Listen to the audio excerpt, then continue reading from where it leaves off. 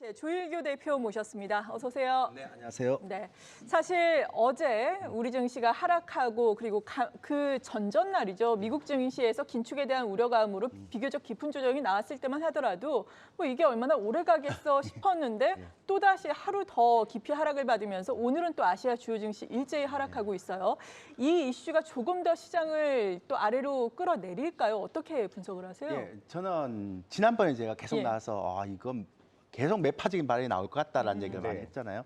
근데 이제 50bp 얘기를 하면서 탁 던졌는데 시장이 반응을 안 해. 그럼 더 세게 가야죠. 또 더 세게 가야죠. 근데 이제 제가 지난번에 한 말씀 드렸는데 금리는 시장에 크게 영향을 안 미치는데 이 FOMC 의사록하고 블레이너드가 QT 얘기를 했어요. 네. 이게 이제 조금 부담스러운 부분이죠. 그리고 이제 가장 연준 내에서 비둘기파라는 브레이너드가 이 얘기를 하면서 그리고 어제 그 FOMC 의사록 보니까요.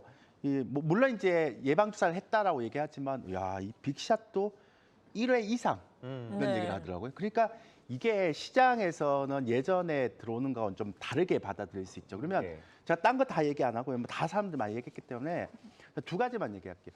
왜 이렇게 강하게 자꾸 배파적으로 얘기할까?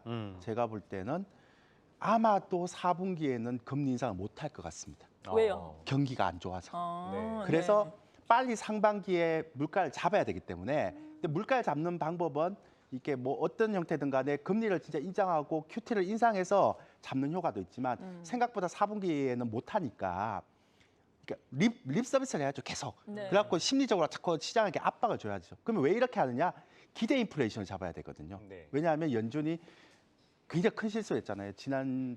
작년에 일시적이라 그랬다가. 그렇죠. 인플레이션. 그래서 사람이 이제 안 믿을 수 있거든요. 그러니까 빨리 기대 인플레이션을 잡아야 되니까 세게 갈 수 있는 거죠. 그러니까 제가 이걸 보면서 어떤 생각이 드는가 하면 4분기에는 올해 4분기에는 금리 인상 못 할 것 같다. 경기가 안 좋아질 수 있는 흐름이 있으니까. 또 두 번째는 장단기 금리가 역전이 되니까 어쩔 수 없잖아요. 제가 지난 2주 전에 나와서 이런 얘기 했잖아요. 장단기 금리를 막을 수 있는 방법은 QT 갖고 장기 금리 끌어올릴 수 있고. 맞아요. 그러니까 그런 효과를 내는 거죠. 그러니까 이거는 제가 볼 때 5월 FOMC까지는 조금 더 지속이 될 수 있다. 그렇게 보면 됩니다. 시장 조정이 조금 더 이어질 것이다. 뭐 급격한 조정은 아니겠지만 이렇게 약한 모습은 계속 나올 수 있다라고 보면 되겠죠. 그러면 그 이후에는 좀 어떻게 보세요? 제가 이제 그 이후에는 경기의 상황에 이제 달려 있거든요. 그러니까 제가 계속 말씀드리지만 긴축이나 지정학적 리스크는 5월 FOMC면 끝나는 것 같고요. 그 다음부터는 패권 전제. 요즘 어제 그 옐런 장관 보니까요, 장난 아니던데요. 러시아, 우크라이나, 러시아가 굉장히 세게 나왔죠. 이게 이제 제재가 어마어마해요. 이게 이제 패권 전쟁의 시작이라는 거죠. 이거와 관련해서 이제 또 수혜 볼 수 있는 업종도 막 생기고 그렇습니다. 그리고 경기, 그다음에 실적 이쪽으로 프레임이 전환되지 않을까. 그래서 이제는 프레임 전환이 5월 FOMC 끝나면 완전히 바뀔 거다. 그렇게 되면 정말로 종목 잘 골라야죠. 그렇죠. 지금도 종목 장세가 펼쳐지고 있는데 앞으로 더욱 더 좀 어려운 시장이 될 것 같네요. 그래서 아마 이제 긴축의 QT까지 그것도 950억 불 한다는 거는 상방이 막혀 있기 때문에 쉽지는 않아요.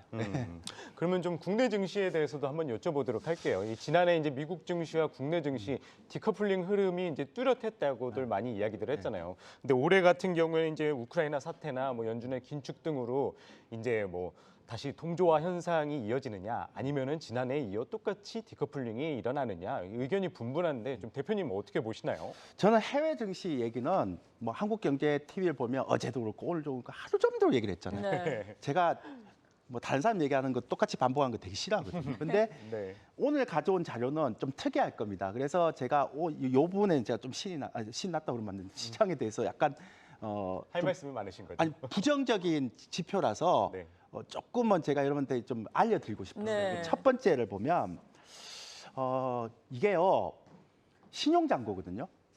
근데 제가 이거 올해 신용잔고예요. 근데 한번 보세요. 1월 2일부터 시작해서 1월 7일까지 신용잔고가 7천억까지 올라왔는데 그때 지수 확 떨어지면서 신용잔고 뺏겼잖아요. 이게 다 이게 적절한 단어는 아니지만 그러니까 두 번째는 2월 5일에서 2월 14일까지 신용잔고 또 5천억까지 올라왔잖아요. 그러다 또 8천억으로 또 내려왔죠. 근데 지금 한번 보세요. 신용잔고가 1조 4천억까지. 많이 올랐네요. 근데 지금 연간 최저예요. 연중 최저까지 올라왔어요. 저는 이게 나중에 어떻게 될지가 제일 궁금해요. 그 두 번째 자료를 한번 보시면 저는 이것도 굉장히 특이한 구조인데요. 인버스 2X ETF 수급인데요. 네.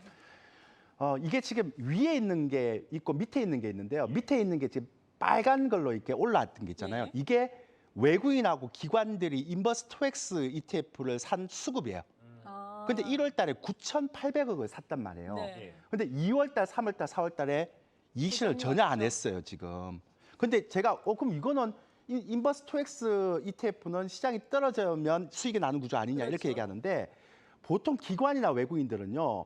좀 장기적으로 박스권에 흘러가면 인버스 ETF를 사지 2X를 안 사요. 왜냐하면 2X는 2배짜리이기 때문에 이게 오랫동안 박스권이 길어지면 시간 가치가 줄어요. 예. 그래서 해지의 그런 역할이 좀 약해요. 근데 어떨 때 이렇게 해지를 하는가 하면 변동성이 강할 때. 네. 왜냐하면 단기간에 변동성이 강할 때는 이런 형태의 흐름이 있거든요. 근데 지금 1월 달에 9,800억을 외국인이나 기관이 2X를 샀다가 지금 3개월 동안 딱 1,800억 팔았어요.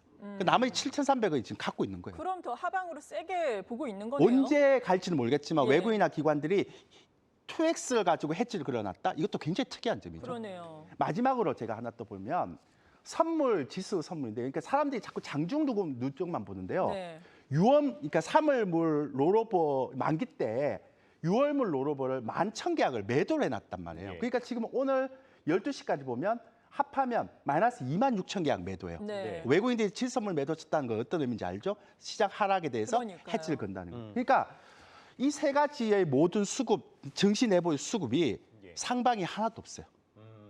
그래서 제가 이 자료를 보여드려야 되겠다라는 생각으로 갖고 왔는데 네. 좀 마음이 무거워요. 그러네요. 뭐 찜찜하네요. 찜찜. 일단 네. 그렇다면은 뭐 코스피 같은 경우에는 지금 박스권 상단에 와 있다가 약간씩 조정을 받고 네네. 있는 상황이잖아요. 네. 박스권 하단까지 열어놓고 봐야 된다라고 보시는 거예요? 예, 저는 5월 FMC의 불확실성이 끝나기 전까지는 예. 좀 그런 형태의 흐름이 나올 수 있다 생각하고 근데 이럴 때는 정말 여러분들이 펀더멘탈 안 받쳐주는 종목 하면 안 됩니다. 왜 잠깐 이런 얘기를 하는가 하면 최근에 소형주 장세잖아요. 예. 그렇죠. 근데 소형주에 보면 듣보잡 주식들이 너무 많이 맞아요. 올라가고 있어. 근데 이거 이제 대형주나 중형주가 안 가다 보니까 그쪽으로 자꾸 손이 가거든요. 예. 근데 제발 부탁인데 손이 가더라도 손절 라인을 정해놓고 가십시오. 제가 이게 지금 경기 하반기에 경기에 대한 침체가 되면 정말 펀더멘탈이나 모멘텀이 없는 주식은 올라갔다가 다 빠져버릴 수도 있거든요. 그러면 나머지 우량주 같은 거는 그냥 가져갈 수는 있지만 이 소형주 같은 건 기약이 없어요. 예. 그래서 제가 최근에 한번 찾아봤거든요. 네. 좀 이렇게 글로벌리하게 경쟁력 있는 거 제가 2주 전에 얘기했잖아요. 엔터주 정말 잘 가더라고요. 그 이후부터 잘 시작해서. 갔어요. 예, 그러니까 요거는 제가 계속 가져가는 형태로 보고요. 그 다음에 좀 경쟁력 있는 공급업체 제가 찾아보니까 애플만한 주식이 없어요. 그래서 애플에 납품하는 LG 이노텍 이렇게 되고요. 그다음 마지막으로 제가 요건 아직 두 종목은 추세를 타고 있는 종목 낙폭과대주가 아닌데 마지막으로 제가 때 좀 관심을 갖고 긴 흐름을 좀 보자라고 얘기하는 게 친환경 재생에너지예요. 왜냐면 요게 수소 같은 것도 마찬가지고 해상풍력도 마찬가지고 BEP가 되게 늦게 올라오고 있었단 말이에요. 근데 우크라이나 사태 나오면서 유가가 올라가니까 이쪽에 대한 부분들을 굉장히 또 세게 가잖아요. 네. 아까 패권 전쟁 제가 아까 말씀드렸는데 어쩔 수 없어요. 그러니까 미국은 셰일 업체가 수익이 나는 형태에서 사우디도 지금 위안화로 결제한다 그러지 러시아에 붙었지 러시아도 그렇지 중국도 그렇지 이러면 미국의 입장에서는 이쪽을 빨리 할 수밖에 없거든요. 네. 그래서 수소나 해상 풍력을 여러분들이 좀 관심을 이제는 갖고 와야 된다라고 생각합니다. 저는 이거 아직은 아니겠지만 나중에 한 2년 정도는 굉장히 좋게 봅니다. 그러니까 바뀌는 거죠. 에너지의 네. 그런 흐름이. 오히려 유크라이나 사태 때문에 더 빨리 바뀔 수 있다. BEP가 더 빨리 올 수 있다. 이렇게 생각해서 요 세 업종을 좀 관심 있게 봤으면 좋겠다. 네. 제발 부탁인데 펀더멘탈 좀 되는 종목만 좀 하세요. 소형주 너무 이렇게 길게 가져가시면 안 됩니다. 예. 네, 친환경 신재생 에너지주 관심 있게 봐야 된다 말씀 주셨습니다. 지금까지 조일교 A1 리서치 대표였습니다. 말씀 고맙습니다. 고맙습니다.